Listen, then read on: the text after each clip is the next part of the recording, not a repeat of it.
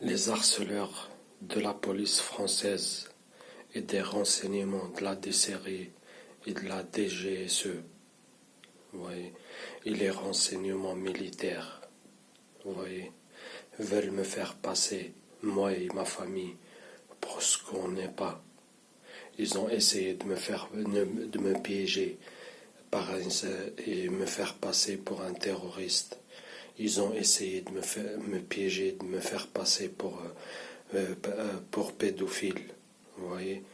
Et en m'envoyant des enfants, des enfants pédophiles, vous voyez. Une fois j'étais avec un indique qui m'a laissé tout seul avec un enfant, un indique, vous voyez. Il était avec un enfant qui était dans un réseau de pédophiles. Il m'a laissé tout seul avec lui dans la voiture. Il m'a sauté, il m'a touché le sexe. J'étais trop gêné. Je dis, oh, vas-y, bouge, qu'est-ce qui t'a? Vas-y. Je suis sorti de la voiture direct. Et à chaque fois, ils ont essayé plusieurs fois de me faire ce coup-là. Vous voyez, ils ont vu, moi j'ai rien à me reprocher, vous voyez. Et c'est drôle, hein, venant de réseaux pédophiles, ça me fait rigoler, venant des réseaux pédophiles sataniques, francs-maçons, vous voyez, sous coque, moi ça me fait rire. Ça me fait rire, vous voyez. Après, ils ont fait quoi? Quand mon harcèlement a été accentué. Vous voyez, théâtre de rue, harcèlement informatique, harcèlement. J'étais harcelé par des indiques qui traînaient, qui faisaient semblant d'habiter où j'habite. Ils n'étaient pas de là-bas, vous voyez. J'étais harcelé, trop de théâtre de rue, trop d'harcèlement, trop de, vous voyez, de manière et tout. Alors j'ai commencé à filmer. Ils ont fait quoi? Ils ont parlé sur les médias mainstream. Ça, c'est pour préparer l'opinion publique et pour dire, ouais, je suis pas le seul, vous voyez. Je suis pas... Et ils ont passé genre une info quelqu'un, il a été chopé, il filmait, c'est un suspect, il filmait devant les écoles maternelles et tout, vous voyez. En sachant qu'il y a des réseaux pédophiles protégés, là, soi-disant, font semblant de faire leur travail, vous voyez, alors que des réseaux, tous les jours, des enfants kidnappés, des enfants violés, sacrifiés, assassinés, leurs vidéos vendues, vous voyez, par des réseaux protégés par les renseignements, la police, ils font partie aussi de ce réseau pédosataniste international, des snuff movies filmés, vendus à prix d'or, vous voyez. Donc moi je filmais mon harcèlement, vous voyez. Je sortais comme ça dans la rue, j'étais là comme ça avec le téléphone, je filmais. Ils faisaient quoi en fait? À chaque fois je sors, ils savent que je filme. Parce qu'il y avait où j'étais, il y avait une école primaire à côté. Il était utilisé, vous voyez, par les indiques, ils étaient utilisés par les harceleurs, même pendant les vacances. Et moi, je voulais filmer pour prouver que comment les harceleurs, ils utilisent l'école primaire, même pendant les vacances. Vous trouvez une de mes vidéos où je dis école maternelle ouverte même pendant les vacances. Les vacances scolaires, ils ont commencé 1er juillet. Où j'étais, tout juillet, l'école, ils faisaient semblant qu'elle était ouverte, tu vois, des gens rentraient, sortir, soi-disant des indiques, ils s'habitaient même pas où j'étais, vous voyez. Que de la manipulation à grande échelle. Des centaines et des centaines, il y en a des pédophiles, il y en a des indiques qui ramènent tous leurs enfants, ils font semblant d'aller à l'école, soi-disant déposer, venir chercher leurs enfants. Ils faisaient du tapage, et parce qu'elle était juste à côté, vous voyez. Et vous pouvez trouver la vidéo, je l'ai mis sur le truc. Et moi, quand je sortais dans la rue, à chaque fois je sors, il y a soi-disant une pas éducatrice, une institutrice. Elle passait devant moi en groupe d'enfants, vous voyez. Je vais par exemple à Leclerc, je ressors, je croise encore un autre groupe et à des heures, normalement ils devaient être en classe ou à des heures, normalement ils devaient, c'est même pas, il n'y a même pas école, c'est des vacances, des jours fériés, comme je vous ai dit pendant les vacances aussi. Vous voyez, une, deux fois, trois fois, quatre fois, cinq fois, 20 fois, 30 fois. Après un certain moment, j'ai commencé à me poser des questions. Je dis, oh, c'est bizarre. Pourquoi à chaque fois ils mettent, quand je sors filmer, ils mettent des enfants devant moi? Vous voyez?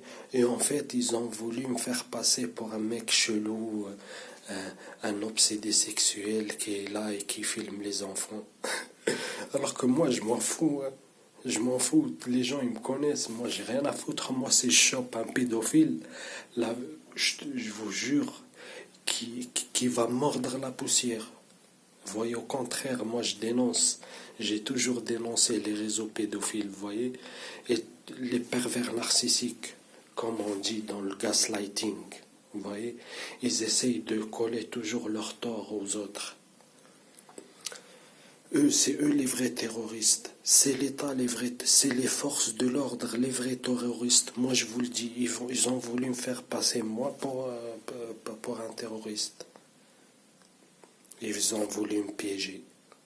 Vous voyez, en me poussant à la violence, en me conseillant par des indices d'acheter une arme et de me venger d'eux, blablabla.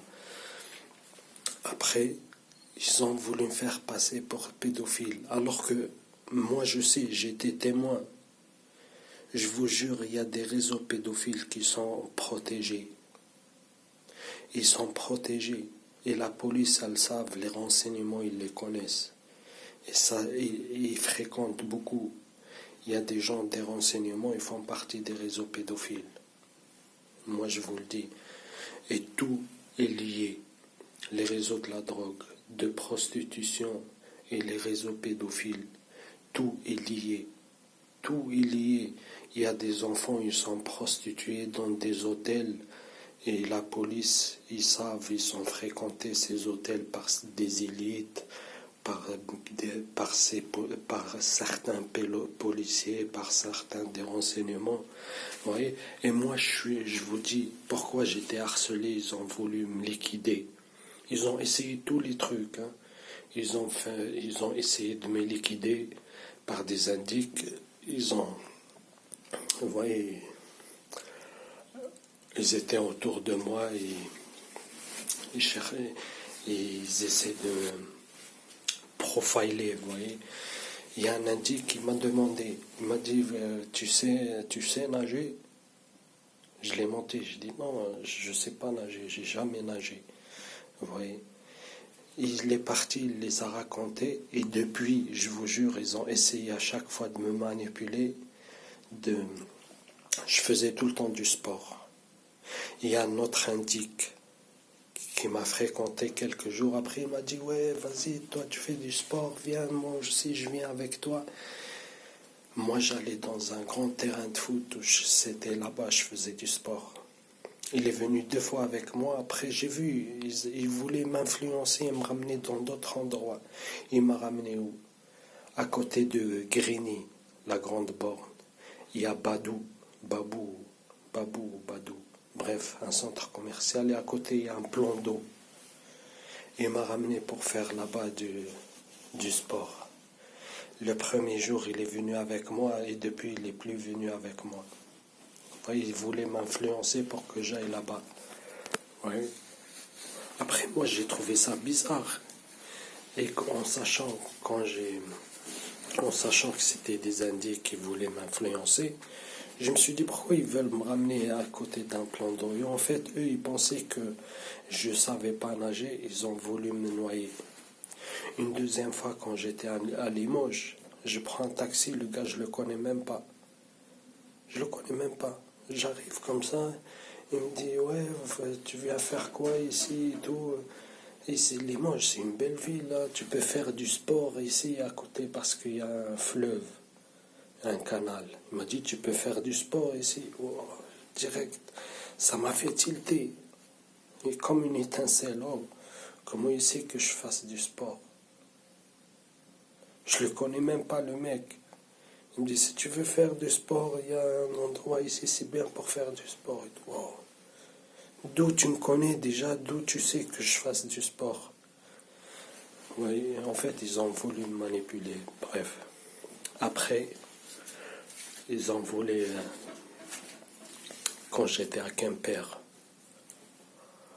j'étais harcelé pareil, par des indiques, par les assistantes, par des indiques dans la CH, non, CACE, bref. Là-bas, ils ont fait une grosse fête à Quimper. Ils ont tous voulu m'influencer pour que j'aille à la fête. Je comprenais pas pourquoi. Il y a un indique qui vient, il me dit, ouais, viens, on y va là-bas dans la fête. Après, l'autre, il vient, ouais, tu vas à la fête, viens, on y va à la fête. Après t'as l'assistance sociale, elle me dit, ouais, si tu veux, il y a la fête là-bas, si tu veux. Et ils ont fait tous comme ça pendant au moins 50 personnes. Tous, ils ont voulu que j'aille à la fête. Moi, ça m'a fait trop bizarre. Je me suis dit, je vais même pas à la fête. Ça se peut, je vais là-bas, ils vont me faire passer pour un terroriste, un attentat. J'ai fait un attentat, tout ça. Alors j'ai évité, je suis même pas parti. Vous voyez, tout le monde, il me disait, viens, jusqu'au dernier jour, viens, on y va, viens, on y va. J'ai dit, tenez, moi, je vais même pas à vos fêtes. Allez-y, vous voyez. Je suis venu à Levallois. Le premier jour où j'arrive à Levallois, il y avait le certain, soi-disant, la terroriste qui est rentrée au militaire. Dans les militaires, il a dit soi-disant Allahu Akbar, attentat terroriste à Levallois en 2017. Eh bien, vous verrez la date du truc là, c'était le jour même où moi je revenais ici à Levallois. Parce que toujours je connais depuis Levallois, je le connais depuis 2007, vous voyez. Et j'ai habité un moment ici, je fais des va-viens, vous voyez. Et en mars, j'étais là-bas à Levallois. Et après, je suis parti. J'étais harcelé, je suis parti, j'étais à Strasbourg. Après de Strasbourg, j'étais à Dijon. Dijon, j'étais à Besançon. Besançon, j'étais à Limoges. Limoges, j'étais à Poitiers. Poitiers, j'étais à Nantes. De Nantes, j'étais à Quimper. Après de Quimper, Nantes, je suis revenu à Paris. Levallois-Perret. Le jour où j'arrive, il y avait le false flag. Oui. Bref. Et depuis quand j'étais déjà à Poitiers, ils me menaçaient ouvertement. Ils m'ont dit, si tu l'ouvres, si tu dis, parce qu'ils savent, hein, je connais beaucoup, j'étais témoin de beaucoup de crimes et des méthodes criminelles. Et je pèse mes mots, criminels des renseignements et de la police française. Vous voyez, c'est des criminels. Et je pèse mes mots. On m'a menacé d'internement. Et je vous le dis, ils veulent me faire passer pour faux parce que je connais beaucoup de choses. Je sais beaucoup de choses. Ils veulent me faire passer pour faux. Soit on m'élimine et je m'en fous. Soit ils vont me faire passer pour faux et je m'en fous pareil. Mais je vous le dis, ils veulent me faire passer pour ce que je ne suis pas. Et pas que moi. Vous voyez, parce que le vieux où j'habitais chez lui, il était témoin. Je ne l'ai pas tout raconté, vous voyez. Je ne l'ai pas tout raconté, je l'ai raconté quelques anecdotes. Vous voyez, je l'ai dit que je l'ai raconté, je l'ai dit la police et les renseignements, vous voyez. Mais je ne l'ai pas tout raconté. Il sait pas tout. Et ceux qui connaissent tout, c'est des gens que je les garde à distance. En cas où le jour où ça m'arrive un truc, ou aux gens que je connais un truc, ils peuvent en témoigner et sortir les dossiers et sortir les enregistrements et les témoignages. Vous voyez? Parce que si les renseignements et la police ils connaissent ces gens-là, ils peuvent aller braquer chez eux, fouiller chez eux, voler chez eux. Vous voyez? Et moi, je veux pas qu'ils savent qui je connais et qui sont témoins de mon affaire. Et les gens-là, ils connaissent tout. Je les ai racontés de A à Z. Mais eux, là, ils connaissent juste les gens où j'ai habité chez eux à Levallois. Et par la surveillance et tout, l'écoute, ils savent que ce que j'ai raconté au vieux. Et depuis, lui aussi, il subit l'harcèlement, mais il ne le sait pas. On l'a harcelé, on le regarde mal, on l'a volé son téléphone, on l'a mis un croche-pied, il est tombé, il a failli se casser la gueule.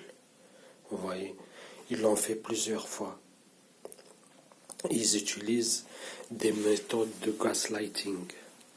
Le gaslighting, c'est quoi? Vous voyez, regardez. Le gaslighting, connu sous le nom détournement cognitif. Au Québec, c'est une forme d'abus mental dans lequel l'information est déformée ou présentée sans un autre jour, omise sélectivement pour favoriser l'abuseur, ou faussée dans le but de faire douter la victime de sa perception et de sa santé mentale. Ouais. Ils utilisent contre moi et contre le vieux là des techniques de gaslighting. Vous voyez, ils font des trucs, ils mettent en scène des trucs bizarres, vous voyez, pour le faire douter de son mental. Ils font disparaître des affaires. Vous voyez, parce qu'ils ont le double des clés, ils rentrent quand, vous voyez, des fois la nuit, comme des voleurs, ils rentrent, ou la journée, quand il n'y a personne, ils rentrent. Ils font disparaître des petits trucs, vous voyez, juste pour des trucs que lui, il a utilisés juste avant. Vous voyez, ils les font disparaître. Pour faire douter tout le monde. Après, tout le monde, il cherche, ouais, t'as mis où le truc, où t'as mis où le truc et tout. C'est disparu. Après quelques jours, ils le remettent dans un autre endroit, vous voyez, pour le faire passer pour quelqu'un qui oublie, qu'il est fou, vous voyez, qu'il n'a plus de mémoire et qu'il n'a plus sa santé mentale. Vous voyez. Ils font des techniques comme ça, ils mettent en scène des techniques de gaslighting. Et moi aussi, ils ont fait des techniques comme ça de gaslighting. Bref, je ferai une vidéo où j'ai fait une vidéo informative sur le gaslighting ou le lavage de cerveau. Vous pouvez le trouver sur ma chaîne YouTube. Et je ferai une vidéo où je vais parler juste des techniques du gaslighting qui a été utilisé sur moi et sur les proches. Voilà.